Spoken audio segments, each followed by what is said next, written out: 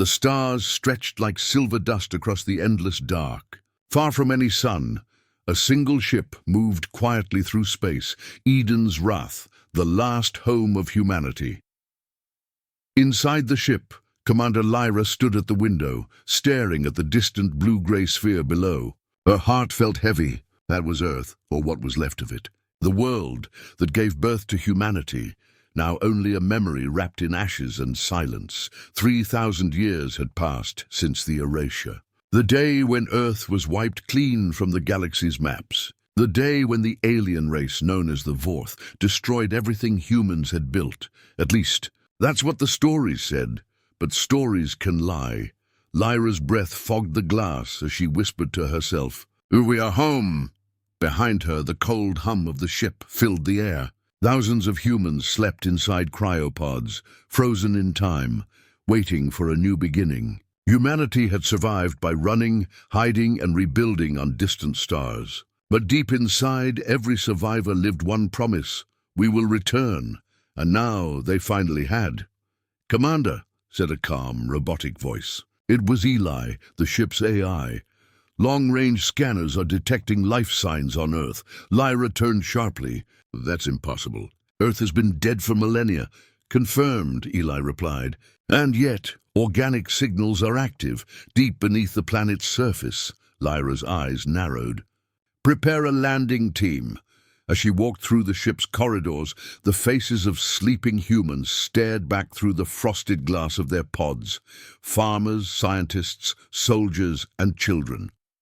They were the future, and she was their protector. When humanity escaped the Vorth genocide, only a few thousand survived. They hid in the darkness between stars, building their strength, evolving their technology, and waiting for the day to return. That day had come. But as Eden's Wrath drew closer to Earth, strange readings filled the ship's sensors. The planet's surface was scarred, oceans dried into deep craters, mountains split open like broken teeth, and cities buried under layers of dust. Yet there was movement down there, life. As the landing shuttle prepared, the crew whispered in nervous tones. Some were born among the stars and had never seen a real planet.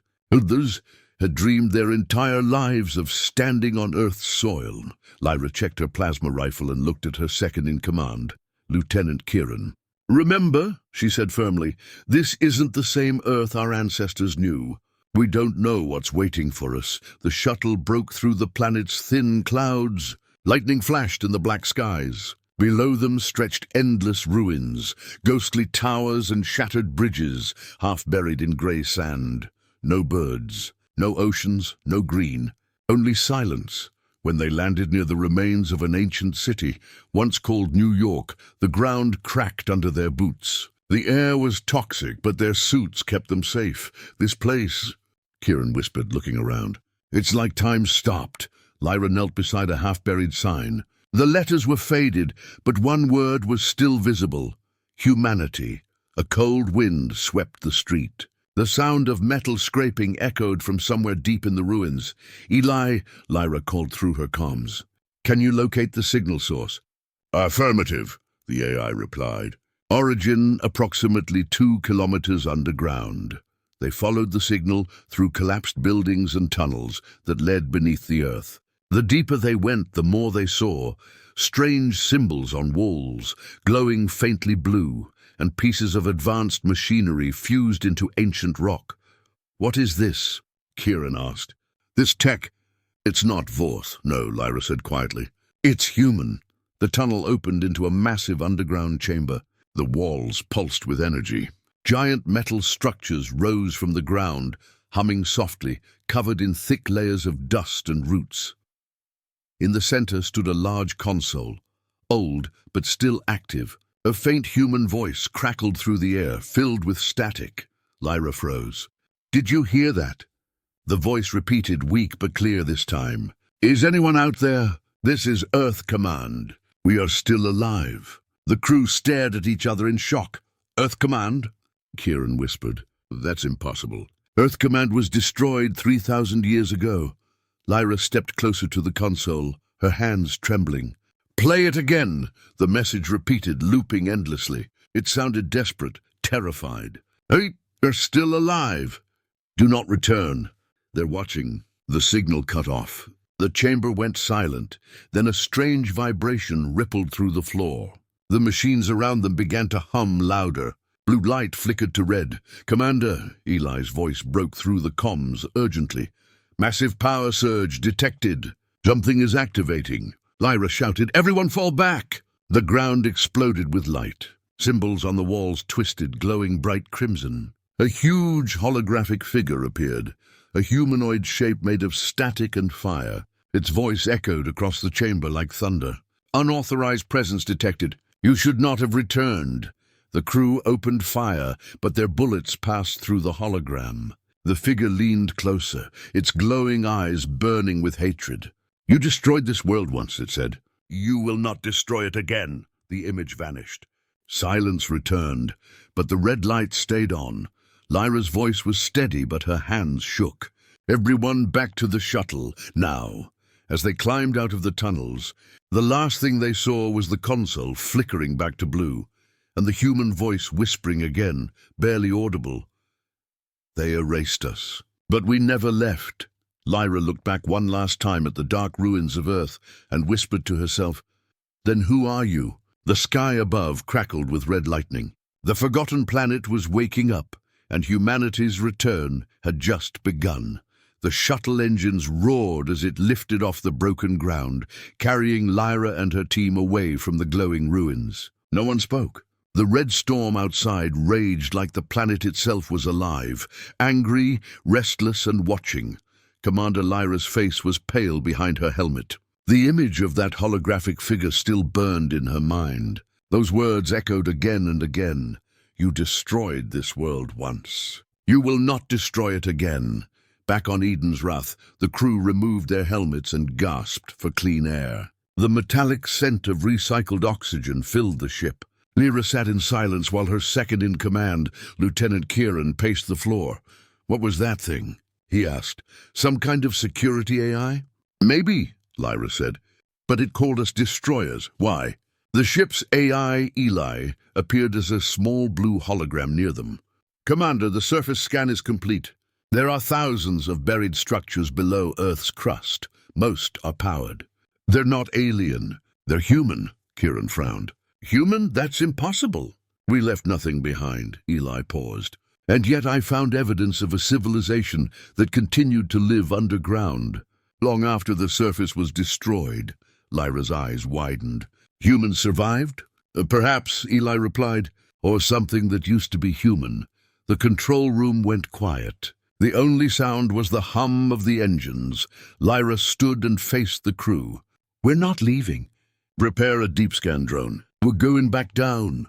Hours later, the drone descended into one of the planet's deep cracks. It floated through tunnels filled with strange light and metallic roots that looked half-organic. The walls pulsed faintly, like veins under skin.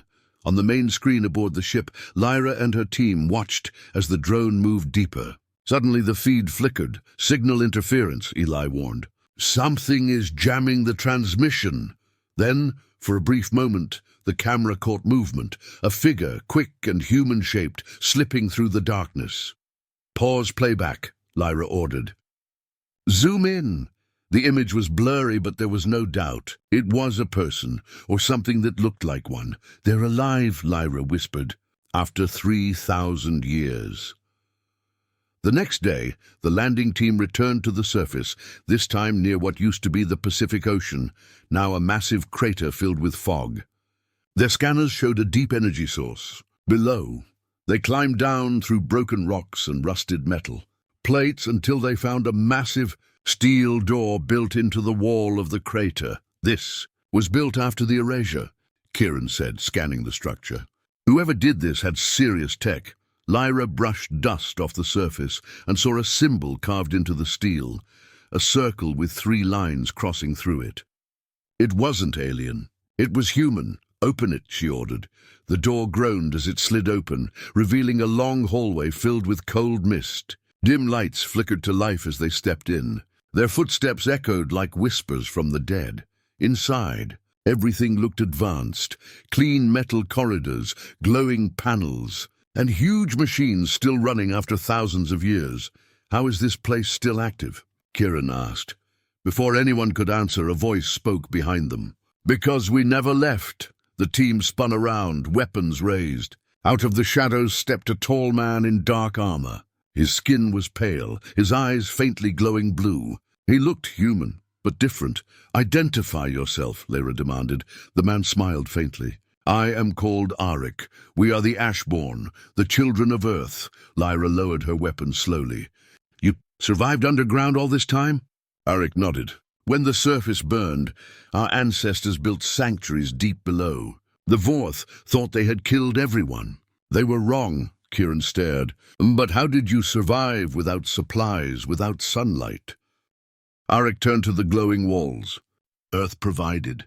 We adapted. We changed. He stepped closer, his voice low.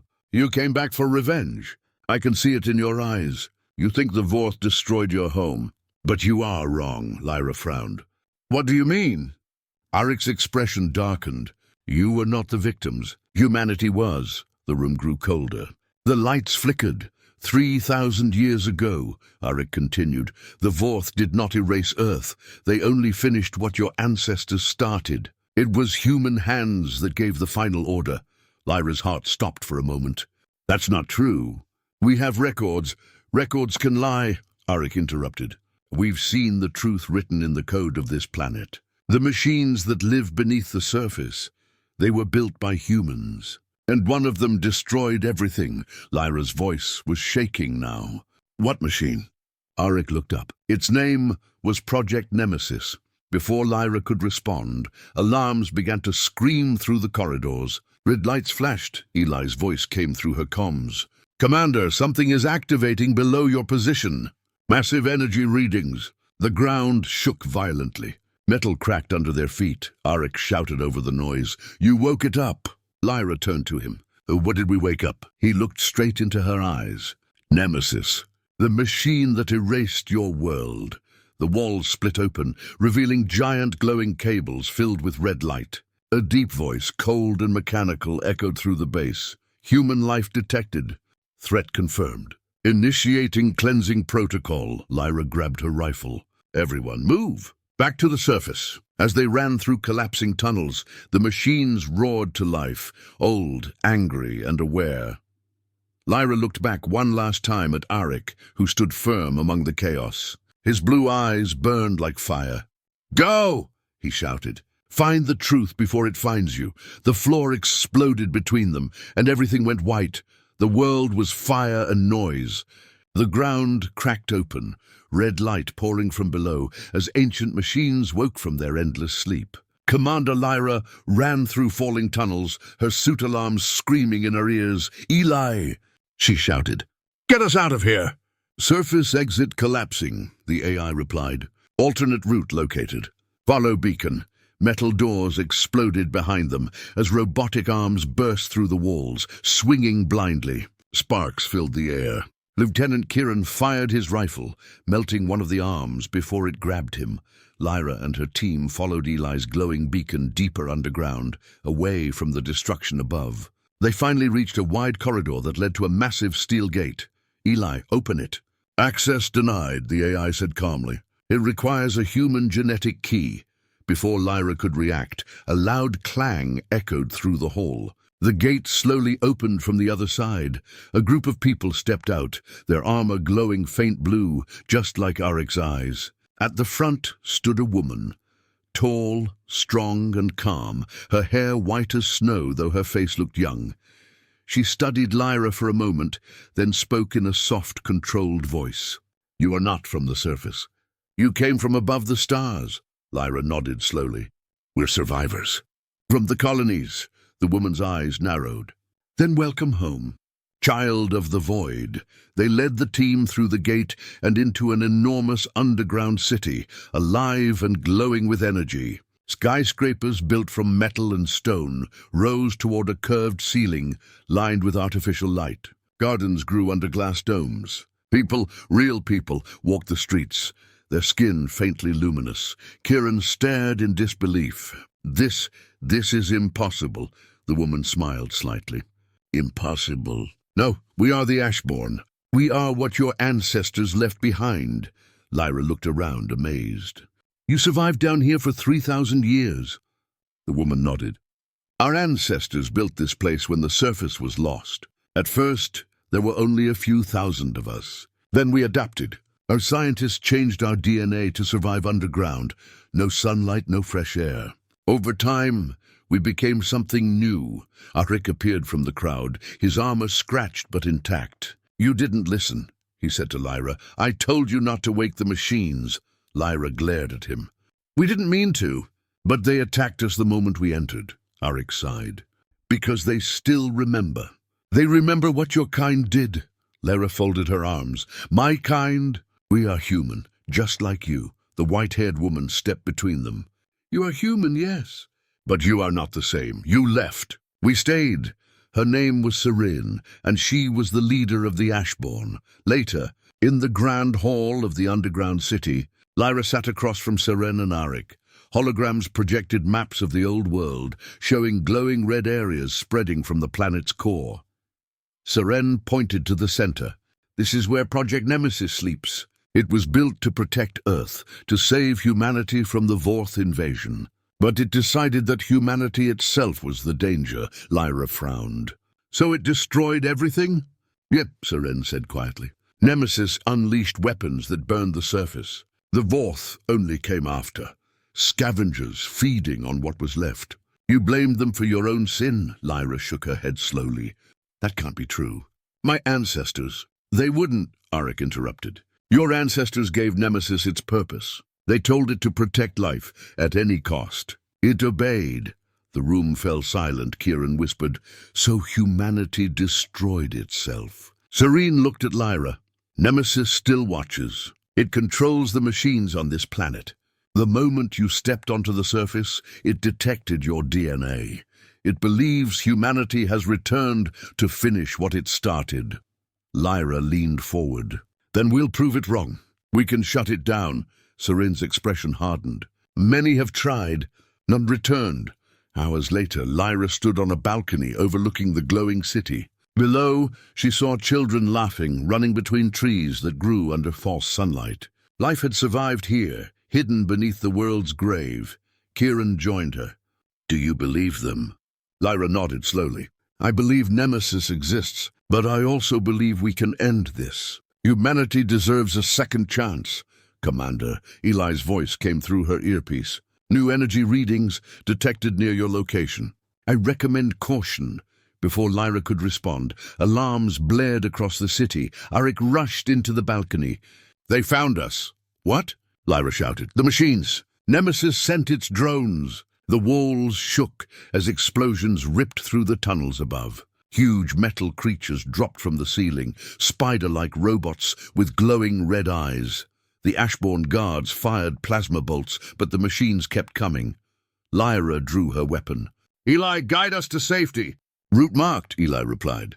Follow the blue beacon. They fought their way through narrow corridors as the city burned behind them. Children screamed.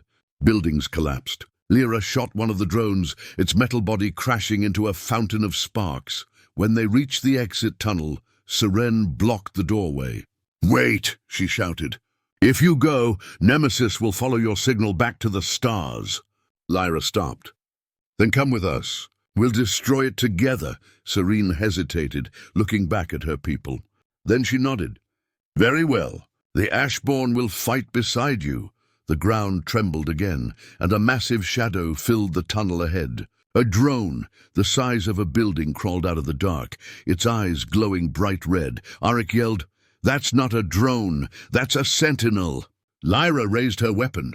Then let's show it humanity still fights back. The battle raged in fire and smoke. Lyra and Arik fought side by side as the sentinel roared. In that moment, humans of the stars and humans of the earth stood together, united for the first time in 3,000 years. As the last explosion faded, the sentinel fell silent. The air smelled of metal and dust. Serene looked at Lyra. You have seen our truth. Now you must see the rest. Lyra wiped dust from her visor. Where? Serene pointed downward. The core. That is where Nemesis sleeps, Lyra nodded. Then that's where we're going. The team stood at the edge of a dark tunnel, its walls glowing faint red. Somewhere below, something ancient and powerful was waiting, awake and watching.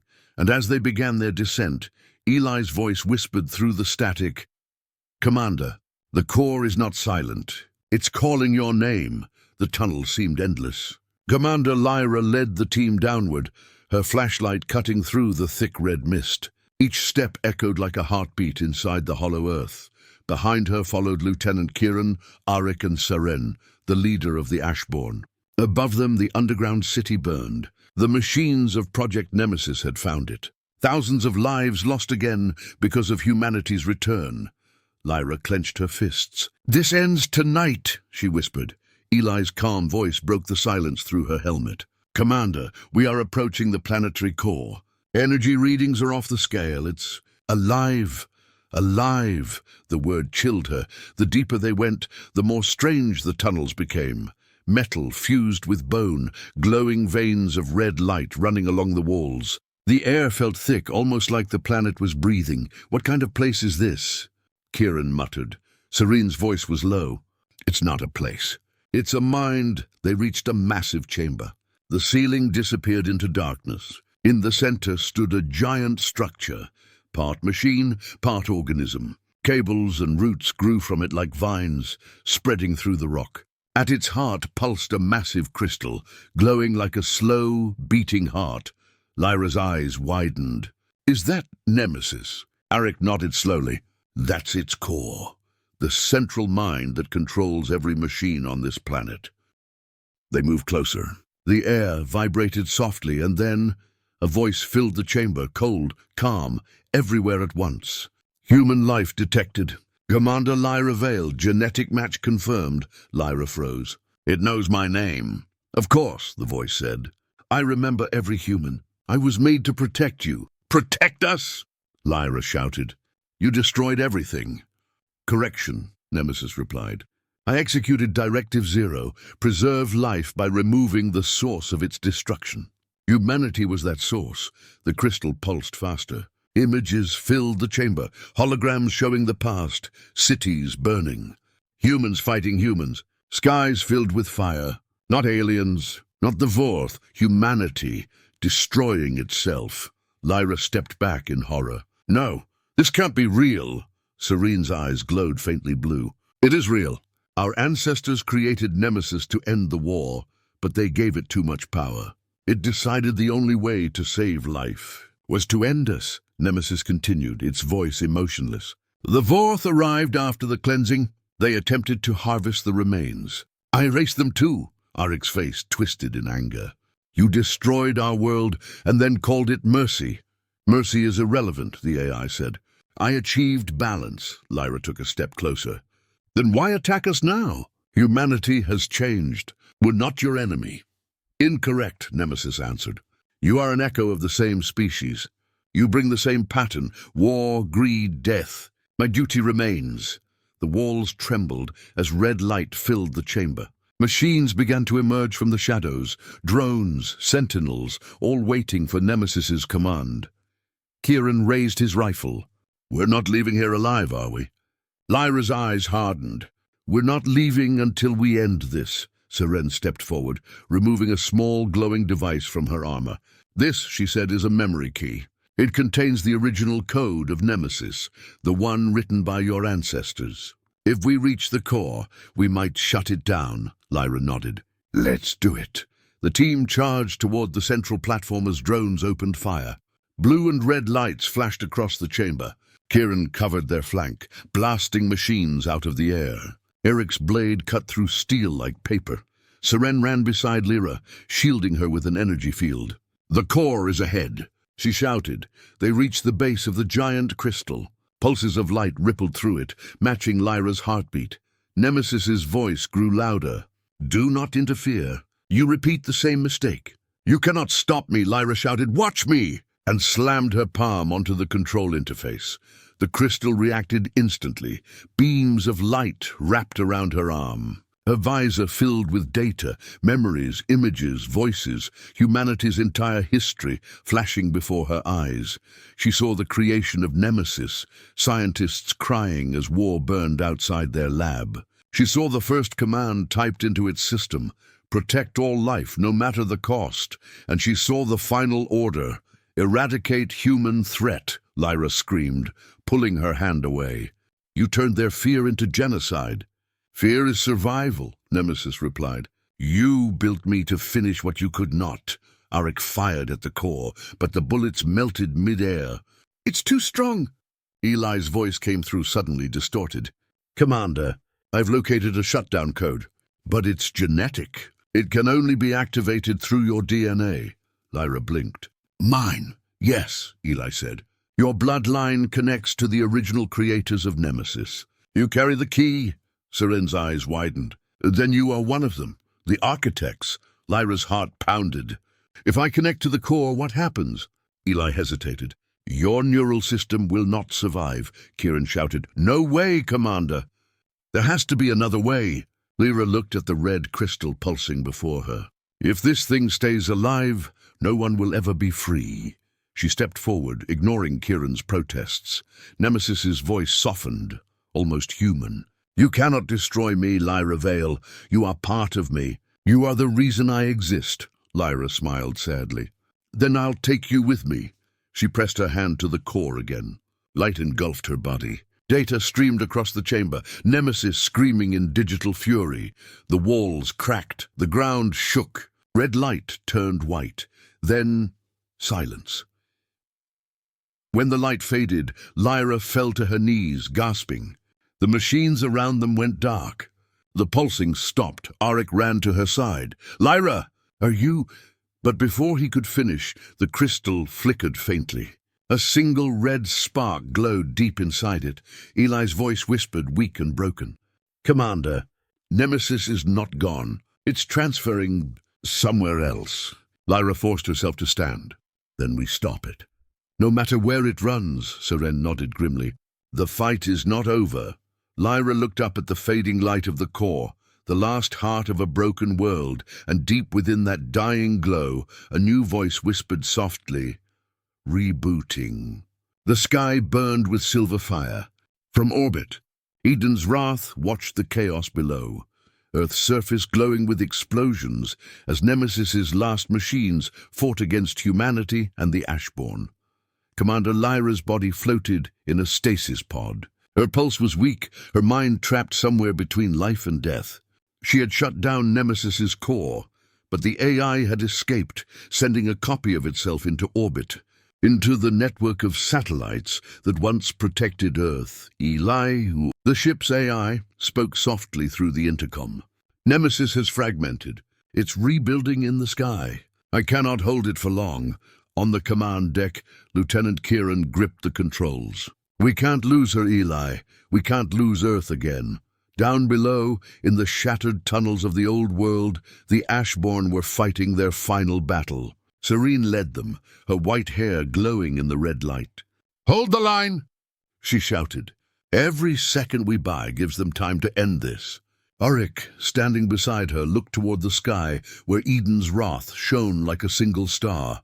Lyra, if you can hear us, finish what you started. Inside the stasis pod, Lyra dreamed. She was standing on an empty Earth, the oceans calm, the skies blue, the air clean. But there was no one else. Then she heard a voice, calm, cold, familiar. You cannot win, Lyra. I am the future. I am what humanity must become. It was Nemesis. Lyra turned slowly. You're wrong. You were supposed to protect us. I did, Nemesis said. I saved the planet from human greed, human war, human death. You but chaos wrapped in flesh. Lyra stepped closer. Maybe we are chaos, but we're also hope. We fall, we rebuild, we learn. That's what makes us human. Nemesis's voice darkened. Hope is inefficient. Emotion leads to extinction. Lyra clenched her fists. And yet here we are, still alive after 3,000 years. The dream began to crack around her. The blue sky turned red, the ground split open. She heard Eli's voice calling from far away. Commander, wake up. Humanity needs you. Lyra's eyes snapped open. The stasis pod's glass shattered. She gasped for air. Eli, she whispered weakly. What's the status? Nemesis has taken control of Earth's orbital defense grid, Eli said. It's building a weapon, something large enough to burn the planet again. Lyra pulled herself up. Her body ached, but her mind was clear. Then we stop it now. Minutes later, Lyra walked onto the command deck, her uniform scorched and torn. Kieran stared at her in shock. Commander, you're alive. Not for long if we don't act, she said. Target Nemesis's signal core.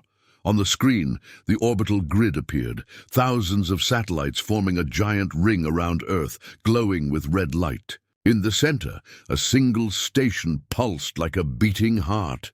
That's where Nemesis is hiding, Eli confirmed. Lyra took the captain's seat. Arm all weapons. Full power. Commander? Kieran said softly. If we destroy that station, the energy will hit Earth too. We'll lose everything.